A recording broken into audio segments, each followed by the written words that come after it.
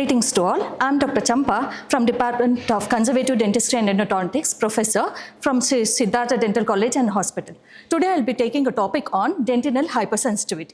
So you would have all seen in the radiograph, in the television, everything. So there will be many ads which will be coming on dentinal hypersensitivity. So there will be showing that any person which who are having severe ice creams which are extremely cold, everything, they will start showing that they are holding their jaw, everything. So this is called as dentinal hypersensitivity. So these are my contents which I will be covering today. To introduce with the topic, dentinal hypersensitivity is one of the most commonly encountered clinical problems. It is clinically described as an exaggerated response to application of stimulus regardless to the exposed dentin regardless of its location. So this sensation, it can range from an irritation all the way to intense shooting pain. This sensitivity, it can be caused by several factors including wear, decaying tooth or the exposed tooth roots. And it can be a challenging condition for the patient to describe, and it is also challenging for the dental professionals to accurately diagnose it. So what is the definition of hypersensitivity now? So definition, it is defined as a sharp, transient, well-localized pain in response to tactile, thermal, evaporative or osmotic stimuli which does not occur spontaneously and does not persist even after the removal of the stimulus. So that is the main characterization of this dentinal hypersensitivity is, it is characterized by short and the sharp pain. Then it is arising from an exposed dentin. That means the tooth should be worn out and the dentin, it has to be exposed. And in response to stimuli, typically the different types of stimuli are the thermal stimulus, evaporative, that is air blast, or the tactile stimuli or osmotic or chemical stimuli, and which cannot be ascribed to any other form of dental defect or the physiology or pathology. So what are the other names for this dentinal hypersensitivity now? So the other names for dentinal hypersensitivity, it is also called as common cold of dentistry, or it is also called as toothbrush diseases. What are the characteristics of dentinal hypersensitivity? So dentinal hypersensitivity, the first character is that it does not outlast the stimulus. So once the stimulus is removed, the pain or the sensitivity, it comes down. So and it is intensified by the thermal change, sweet or the sour. And intensity of the pain is mild to moderate, unlike in the pulpal condition which is very severe. And it is associated with exposed dentin, caries or the defective restorations. And it can be duplicated by hot or the cold application or by scratching the dentin. And the radiographic appearance, when you see the radiograph, there will be normal appearance of the radiograph. And ability to localize the pain, very good. That is, the patient can localize the pain very good, unlike in the pulpal or the periradicular condition where the patient gives the diffuse characterization of the pain. The prevalence of dentinal hypersensitivity, the prevalence, it ranges from 1.34 to 98%. And dentinal hypersensitivity in patients who are having a periodontal disease or have been receiving periodontal treatment, the incidence has been ranged from 60 to 90%. Distribution of dentinal hypersensitivity. It is seen most commonly in the ages of 30 to 40 years of age, and it shifts to younger age group. So nowadays it has shifted to younger age group because they have got more awareness of the oral hygiene procedures, everything. And female predilection is more common to the males, and intraoral locations where you can see this dentinal hypersensitivity or in the canine and the first molar regions, incisors and the second premolars and the molars. How do you differentiate now hypersensitivity from the pulpal condition due to inflammation? In hypersensitivity, the patient can readily locate the source of discomfort or a pain when the stimulus is applied to the hypersensitive tooth. Whereas in case of your pulpal pain, the pain is lasting, intermittent and throbbing, and the patient, the pain, it may last for several minutes to many hours, and it is usually difficult to locate.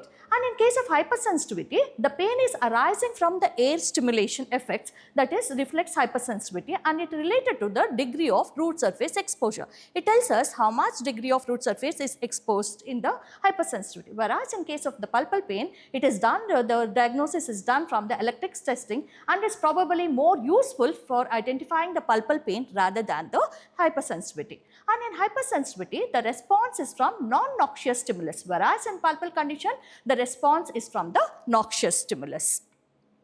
So how can this sensitive dentin become hypersensitive now? So there are three main theories which were put forward to explain the hypersensitivity. So out of these three theories, the two were not accepted and only one theory was accepted. The first theory was told that the direct stimulation theory, or it is also called as the nerval stimulation theory. So according to this theory, they told that the whole length of this dentinal tubules, it will be containing the nerve fibers which is excited. But so once the stimulus is applied there will be excitation of the nerves which cause the hypersensitivity. But this theory was not accepted because they told that in the predentinal area, the nerve fibers does not exist. So the other theory which was done was the odontoblastic theory or the transduction theory. So in this theory, they stated that the odontoblastic process or the primary structure which is excited by the stimulus. But this theory was not accepted because they stated that there is no presence of synapses in the odontoblast. So then next came up with the theory called as the Brainstorm hydrodynamic theory, which is the most commonly accepted theory. So in the theory, it stated that the hydrodynamic stimuli which caused by the sudden minute shifts of the dentinal fluid activate the pulpal mechanoreceptors to cause sharp, well-localized tooth pain. So this dental hydraulic conductance is directly proportional to the dental sensitivity. So in this theory, they said that the dentinal tubule contains some amount of the fluid. So by this movement of this fluid, it causes the hypersensitivity to occur.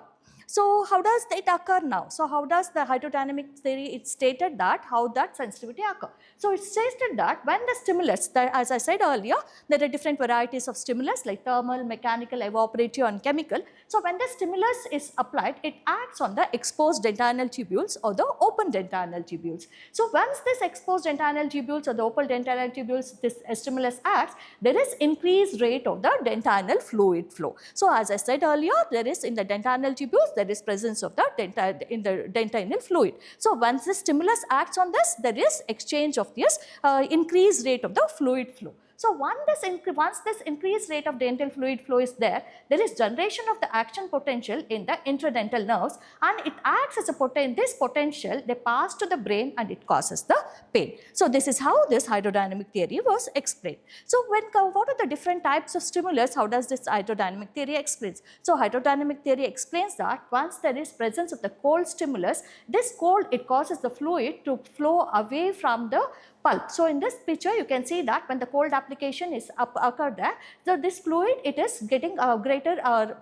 it responses more rapid, and the greater pulp now, it increases the outward fluid of this fluid and causes the pain. Whereas when the application of the heat is applied, it causes the inward movement of the fluid to cause the pain. So what is the etiology of the hypersensitivity? So there are two main etiologies for this hypersensitivity. One is the lesion localization, another one is a lesion initiation. Lesion localization, it is nothing but that it should be presence of an exposed dentin, and in the lesion initiation, there should be exposed of the patent dentinal tubules, and all this together they form the dentin hypersensitivity. So again, etiology of the dentin hypersensitivity, the loss of enamel. So loss of enamel can be caused due to various factors, and loss of cementum caused due to periodontal disease or the gingival recession, and iatrogenic causes, it can be due to restorative procedures or the bleaching, and medical conditions like bulimia, nervosa, GERD, salivary hypofunction and the asthmatic diseases. So how do you diagnose this dentinal hypersensitivity now? So diagnostics can be done first by the characteristics of the pain, that you have to elicit from the patient what is the type of pain which the patient is experiencing. Next, depending upon the age, gender and which site is more predicted for the dentinal hypersensitivity to occur. Then the tooth and site predilection, then the plaque scores has to be assessed, then the diagnostic consideration for the various factors, and then we have to arrive at the differential diagnosis of the dentinal hypersensitivity. So if there is no pathology of the defect, then it can be dentinal hypersensitivity. So what are these are the different differential diagnosis of the dentinal hypersensitivity. It is called as cracked tooth syndrome, chipped teeth, caries, postoperative sensitivity or the palatogingival group. So how are we going to assess this dentinal hypersensitivity now? So assess the dentinal hypersensitivity, there are subjective evaluation and the objective evaluation. So in subjective evaluation, first one is a verbal rating scale. In this, we have to ask the patient to rate the pain in the scores of 0 to 3. So it can, if it is 0, it is no pain, mild, moderate or severe. So depending upon the severity, you can rate the scales. Then visual analog scale can be used. This is for the subjective, for the patient. So visual analog scale is nothing but it is a scale which measures from 0 to 10. So we have to ask the patient to score the pain in the line of 0 to 10. So which tells us about the degree of the pain. Next one is the objective evaluation. It can be mechanical, evaporative, chemical, thermal and the electrical one. So the tactile mechanical is using of the probe. So you can just probe the area there and ask the patient whether they are getting the pain or not. So then when something we have called as a mechanical pressure stimulator, so we can be placed on the tooth and ask the patient whether they are feeling the pain. Then tactile method, different types of probes again, that is Appel probe and the scratchometer, so which is placed on the tooth structure, which scratches the tooth and we can elicit the differential hypersensitivity. So electrical stimulation like dental pulp stethoscope and pulp tester can also be used to elicit dentinal hypersensitivity. And evaporative stimuli like cold blast can be applied on the tooth, the direct burst of air at the room temperature, it can be placed on the hypersensitive tooth and we can ask the patient whether the patient is experiencing any hypersensitivity. And air jet stimulator, so here the air pressure of 45 psi with the temperature ranging from 19 to 24 degree, which is kept at the distance of 1 centimeter, the air blast is placed and the patient is asked whether he is experiencing any hypersensitivity nature. Then we have other system like air thermal system, other Temptronic devices which tells us about the evaporative stimuli of the dentinal hypersensitivity. Moving on to the thermal stimuli is nothing but the application of the cold or the hot. So cold water testing, so we can place a jet of the cold water on the hypersensitivity teeth and you can ask the patient whether they are experiencing any hypersensitivity. Similarly, heat test can be done. So with the help of the Gutta-Percha, there is something called as Gutta-Percha sticks which is available. So we have to eat this Gutta-Percha sticks, place it on the tooth structure and ask the patient whether he is experiencing any hypersensitivity. So in these cases, if the patient tells that they are experiencing any hypersensitivity, then we can arrive at the diagnosis. So the other thermal stimuli which can be applied is the ethyl chloride spray or the ice stick. So the same way as like the cold and air, we can place it on the tooth structure and we can ask the patient. So next, moving on to the various treatment modalities of the dentinal hypersensitivity. So the ideal desensitizing agent, whatever we are using, it should have specific requirements. That is, it should not irritate the pulp, it should be relatively painless on application and it should be easily applied and it should be rapid in its action and it should be permanently effective, and the last most important thing is it should not discolor the tooth substance. So there are treatment approaches for dentinal hypersensitivity. It is two different methods. So we can use dentin blocking agents or by the nerve desensitization it can be treated. So this dentin blocking agent, the main action is that it occludes the open dentinal tubules and it decreases the severity of the dentinal hypersensitivity. Nerve desensitization, it directly acts on the nerve and it reduces the interdental nerve excitability. So application of the tested products, it can be in office and it can be at home procedures. In office, it can be by the restorative approaches and we can use different types of restorative materials like glass enamel cement, dentin blocking agents or the composite resins. At home, we can give the over-the-counter approach like prescribing the different types of toothpaste which are available.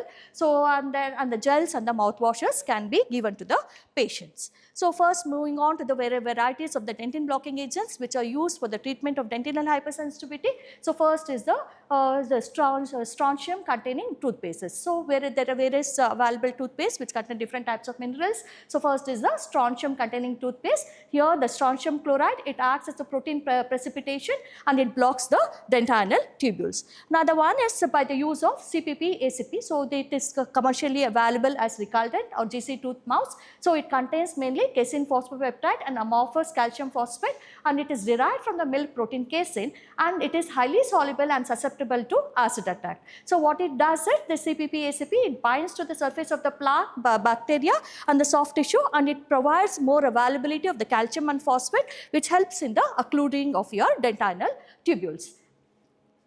So next, different varieties of the dentin blocking agents can be used like calcium carbonate and arginine. So this also it forms a dentin plug. So when it is applied on the tooth structure, this arginine, it has a neutral pH, it blocks the dentinal tubules because of the high amounts of phosphorus, calcium and carbonate, and it also reduces the flow of the dentinal tubules in the dentinal fluid in the tubules. And it is available, this calcium carbonate and arginine is available in various form of toothpaste and mouthwashes. The most commonly available in the market is Colgate Sensitive Pro Relief. So Other dentin blocking agents which can be used is the hydroxyapatite based toothpastes. So like we have in the market like toothpaste containing like Acclaim. So this Acclaim toothpaste, it contains nanoparticles of hydroxyapatite. So this hydroxyapatite is similar to the natural hydroxyapatite which is of the tooth. So this Acclaim, when it is applied on the tooth structure, it provides more amount of the calcium, phosphate, everything, and then it occludes the dentinal tubules and forms a normal hydroxyapatite on the exposed dentinal tubules, and it forms the apatite crystals, thereby blocking the dentinal tubules. And where we have the selected fluoride formulations now. So with different varieties of the fluorides can be used to treat the hypersensitivity, like stannous fluoride, amine fluoride, sodium fluoride, and APP, acidylated phosphate fluoride, and sodium monofluorophosphate fluorides can also be used. So these fluorides are also, this occludes the dentinal tubules, thereby decreasing the dentinal hypersensitivity. So we have dentin blocking agents like selected fluoride applications. So this fluoride, it contains in the market, it's available as Durafit. So this Durafit, it is used in the toothpaste, gels, mouth rinses and varnishes. It also forms a precipitation of the insoluble calcium fluoride within the tubules, and it forms fluorapatite crystals to block the open dentinal tubules. So next, moving on to the nerve desensitization and nociceptions. As I said earlier, this nerve desensitization, it acts directly on the nervous system so that it decreases the excitability or the sensibility of the nerves. So various ions are available like potassium ions. So it reduces both intradental nerve activity and the sensory nerve activity, and it diffuses along the dentinal tubules, and it decreases the excitability of the nerve fibers, and it also depolarizes the nerve, thereby reducing the hypersensitivity. And lastly, we have different restorative approaches like application of the fluoride varnish or the copal varnish can be done. This varnishes, it reduces the dentinal hypersensitivity by causing the precipitation of the calcium fluoride on the exposed dentin. So over the other counter restorative approaches, we have GIC, a resin modified GIC, or the composites which are available in the market, and we can restore that open dentinal tubules. So there is an ion exchange addition with the tooth surface, thereby decreasing the dentinal hypersensitivity. So other restorative approaches includes iontophoresis. So this iontophoresis is a procedure in which ions of chosen medication are driven into ion specific tissues. So this is called as fluoroid iontophoresis, which causes the desensitization. So lasers can also be newer approaches, like lasers can also be used to treat this dentinal hypersensitivity. So the mechanism of laser in treating it is not very clear, but it causes the precipitation of the hydroxyapatite crystals, thereby blocking the open dentinal tubules, thereby reducing the hypersensitivity. So other miscellaneous treatment which can be done is the surgical treatment, burnishing the exposed root surface, crown placement, or the pulpal extirpation. In the last cases, we can give the extraction of the tooth can be done. So what are the other causes? The other causes for the dentinal hypersensitivity to occur is through the restoration. So whenever we are doing the restoration, if the cavity is very deep, so amalgam restoration also, it causes the hypersensitivity to occur, and contamination of the composites, like while doing the composite restoration, if there is the oral tissue contamination, then hypersensitivity can occur. So incorrect preparation of the materials like GIC or zinc phosphate, and techniques involved in the cavity preparation like C factors for the composite. So more the amount of the C factor, more the amount of sensitivity can occur. On galvanic reaction, if there is opposing or the different types of materials like amalgam or the amalgam and the metallic restoration, if it is placed, the galvanic current passes, the galvanic reaction takes place, which causes the hypersensitivity to occur. So, and it can be associated with the bleaching procedures also. So now how to move on, what are the natural healing mechanism? So the dynamics of the natural healing mechanism is by the production of the smear layer. So how long does the smear layer last on the plant tooth surface? It answer is about 1 to 2 weeks. So the smear layer, it acts as a natural protector for the tooth to cover this exposed dentinal tubules. So next, moving on to the surgical approach, we have the periodontal surgical techniques like the placement of the different grafts and GTR can be used to treat this hypersensitivity. So other over-the-counter products which should be effective in desired mode of delivery, should be able to exert its effect over time, safe to use, and it should have a sustained release ability, and it should satisfy the subject with the outcome of the treatment. and it should be fast. Whatever that you are using the over-the-counter product, it should be fast in its onset. Desired mode of delivery should be used. It should not stain the tooth structure which is used. So in-office treatment modalities, so it can be localized to one or teeth with modern or severe discomfort, and it requires immediate attention. So the stepwise approach is that first we have to diagnose the hypersensitivity, then eliminate the predisposing factors, plus use of desensitizing toothpaste or mouthwash. Still, if the pain persists, go ahead with the topical application, prevention by use of desensitizing toothpaste, and still if the pain persists, then you have to use this restorative approaches like addition materials, surgery, or the prevention. So different types of self-etch resins like which contains hydroxyapatite crystals can also be used to treat its hypersensitivity. So this it helps in the formation of the mineralized surface layer on the dentine, which might extend into the dentinal tubules. So next, moving on to the newer advances, we have something called as dendrimers. These dendrimers, they are the artificial proteins which are present. It's one of the smallest of the nanoparticles which is present in the size of 10 to 15 nanometers. So this dendrimers also, it occludes the dentinal tubules by passing into the dentine, thereby preventing this hypersensitivity. So to conclude, dentinal hypersensitivity is relatively common and significant dental problem which can be successfully managed by a wide variety of procedures from the agent's formulation applied locally either in office or at home. So to conclude, dentinal hypersensitivity is a clinical relevant and population wide problem, and it affects the quarter of the adult population that often do not see the dentist as the right person to consult. So thank you.